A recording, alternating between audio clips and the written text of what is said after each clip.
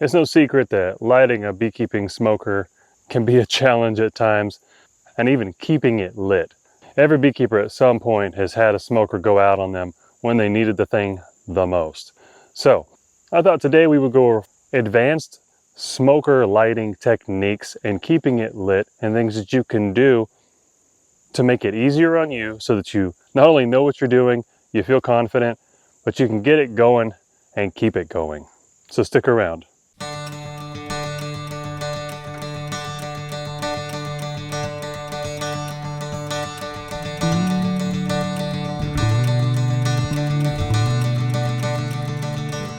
Hey beekeepers, welcome back to the Hive Doctor. So don't get me wrong, I have been lighting smokers for years. I've gotten really good at it, but I still have those days where I've got to restart the dang thing at least 3 times. So no matter what you learn here today, hopefully it will help you big time in your smoker lighting skills, but you're still going to have those days where it just frustrates the heck out of you and you're going to have to redo it and redo it. That being said, let's go ahead and get into step 1 about pro tips in lighting your smoker better.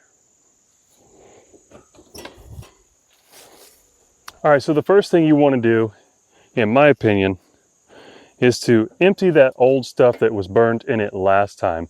A lot of times I'll just let my smoker sit there and burn out, or I might cork the nozzle and that'll stop any oxygen from getting in there, and it'll actually put the fire out, so to speak, so that when I open this up, I've actually got dry material that I can go ahead and light again.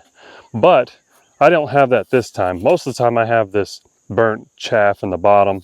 So first thing to do is empty that stuff out, pump the bellows, because stuff gets caught down underneath that grate. And occasionally you need to remove the grate to get the burnt crumbs out. That's why I do this part, because it helps them fall through the holes of that grate that's inside. Why do I do that? Well, fire needs to breathe. And when I get that burnt stuff out of my way, it allows me a clean, fresh smoker to light material in, and it creates a better airflow. Second step has a lot to do with the way fire likes to burn. It really does well from the bottom up. When you light things from the top, trying to make it go down, it doesn't work nearly as well. The smoker can't breathe.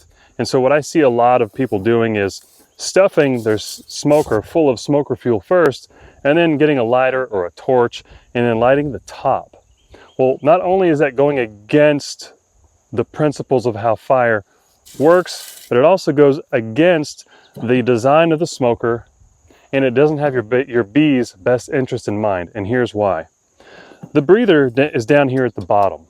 This is where air goes in. It's going to feed the flame from the bottom. Now, ultimately, we don't want a flame in this. This isn't a flamethrower. It's a smoker. So we will have to pack it, and packing it is what creates smoke without the flame. And so we're able to smoke our bees instead of burn them and roast them to a well done level. Anyways, we want our fire to be at the bottom because that's where the breather is. It will help this work much better because fire loves to go from the bottom up. And I want you to think about it this way as well. This is where the breather is. This is where you're trying to fan the flames, so to speak.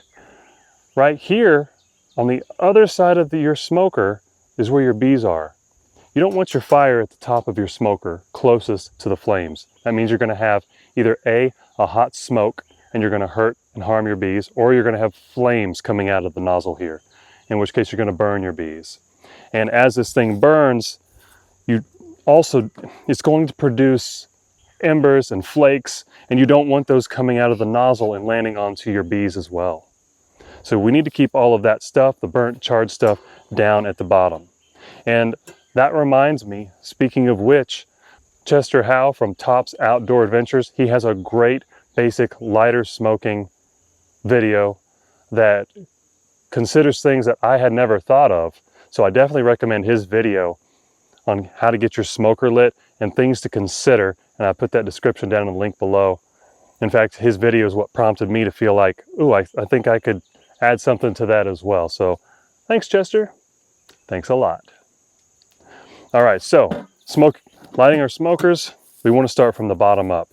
Now, no matter what you decide to use, I love pine needles because there's resin in it. It's easy to light because of that resin. And I like to ball up the part in my hands, get this part fluffy because fire loves air, and it's easier to smoke something, it's easier to light something thinner than it is thicker. So you want to start from the bottom up.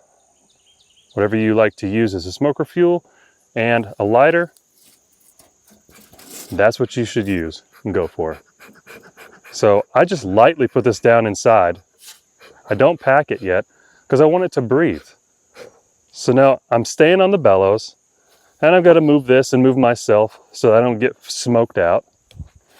And I want that nice billowy smoke. When I see flames in the top, I'm going to stop pumping. And I'm going to put some more in there, just enough so that they'll stay. I'm not packing this yet. I still want my fire to breathe. See that? That's wonderful. So now I know that I can go ahead and start packing this down a little bit more with my Hive tool. It's easier with this, the broad end, so that I don't burn my hands. And I keep on those bellows. I know that this is not going to go out, so I'll pack it a little bit more. Bellows, pack it a little bit more. And I've still got room in there. And depending on how many hives I've got, depends on, got to investigate, inspect, depends on how much smoker fuel I use. Most of the time I light my taller smoker because I've got quite a few hives to go through. This shorter one, it's great for when I go to my clients who only have 2 beehives. So now I'll put a little bit more, get that going. This tells me, all this smoke and the color, the opacity of it tells me this is going well. So I can pack it slowly, keeping the bellows going. And I just kind of twirl and spin and pack these needles down. And the goal is twofold. One, to get the needles out of the way of my lid so I can close it. But mostly so I can pack this smoker, because remember, we don't want flames, we want smoke. And a packed smoker is going to burn cooler and burn longer. All right, so now that that's packed, I can put my lid on, give it a few more strong pumps. And at this point, when I see it coming out of the nozzle like this, I feel I can still go ahead and start opening up some hives, and it's not going to go out between now and by the time I get a hive cover off, ready to inspect. I've done that before. I'm sure you have too. Now, no matter what smoker fuel you choose to use, each one is going to burn away at a different rate. And especially the more you pump these bellows. The more air that goes in, the faster it's going to burn up. It's a lot like a cigarette. When you see people breathing in on those, the paper lights up and it burns a little bit faster. The more oxygen you feed something, a fire, the more it consumes the fuel and the faster. So eventually, after, let's say, I don't know, 4 or 5 hives maybe, just a guess, I'm not sure, this is going to get to a point where this opaque and thick, nice white smoke is going to start to thin, and it's going to come out a lot more transparent. And I know from experience at that point, a lot of my fuel inside is burnt up, and I've got a hotter smoke coming out of this. So it means I've got to repack this smoker in order to keep it going, and so that I can get a cooler smoke and I'm not harming my bees. And so this was step number 3 in advanced smoker lighting techniques.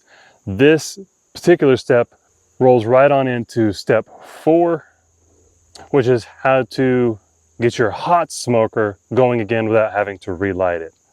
So as soon as this burns up and we're near the end of it, I'll show you exactly how to do that. Okay, so we're back. I've let this go for quite a while. You can see the smoke is a lot more translucent.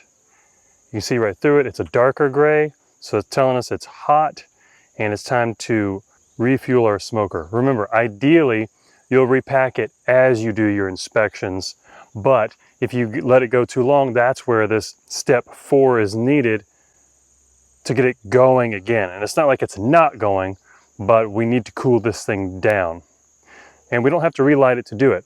So I'm gonna bring you closer so you can see what it looks like in here. Everything is black and toasty, and it looks like it's pretty much done. I mean, we just have a little bit of smoke coming out.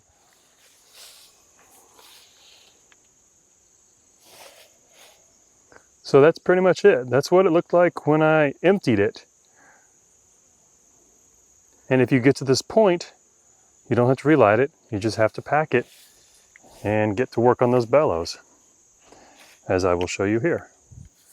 All right, so I've got some more pine needles because that's what I use. I keep a dry bin of it here behind me in my apiary. And I'm just gonna put that in there and pack it all the way. I don't have to worry about pumping on my bellows because I've got a hot smoker.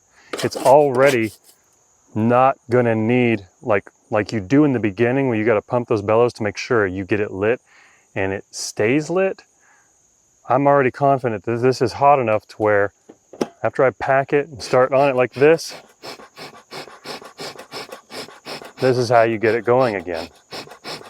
And now it's back to life. I've repacked it, I've cooled down the smoke that's coming out of this, and now it'll last a little bit longer, and I didn't have to relight it. So there's one more advanced tip I want to give you guys here today, and that's what if I didn't have any more smoker fuel to put in this, but I definitely still needed to keep going, and there wasn't necessarily anything dry around me that I could use. Well, there's a way to keep this smoker going and to cool it down in such a case. And the way I do it, because of where I live right now in the summer, I've got plenty of green grass. There's nothing toxic or harmful about this grass to bees. You never want to burn anything if you're not sure. Don't burn anything poisonous. Don't burn anything that's going to create charred stuff. And so we're going to use this green grass exactly the way we use this. And I can get more than this if I want, but this is just for demonstration purposes. I'm going to pack that down in there, close the lid. I know what you're probably thinking. Hey, that's green. It's not going to burn. Well, anything will burn when you've already got a hot enough source. It'll just take time for that water to dehydrate out of the grass. And that's why it will produce a cooler smoke and still keep burning. So now I've relit my smoker, so to speak, by putting in a fuel that was available to me, and by it being a green fuel, I've slowed down the burn time and I've cooled the smoke. And right now the smoke is still a little bit dark gray, so it's telling me it's still hot. So ideally I would put more grass in this than I just did, and it would slowly burn that grass up as it dries it out. So that's just one extra tip from the Hive Doctor. But ideally, you'll just keep plenty of dry stuff on hand. Okay, so that's 5 advanced smoker lighting techniques that will get you started, keep you going, make it easier on you so that you know what you're doing, you've got the confidence to do it, and it won't harm your bees. Don't forget to check out Top's Outdoor Adventures on basic smoker lighting. He does a great job in explaining some things that I had never considered before, like I said and mentioned earlier. So that's down below in the description. I appreciate you guys joining me today. Hive Doctor out.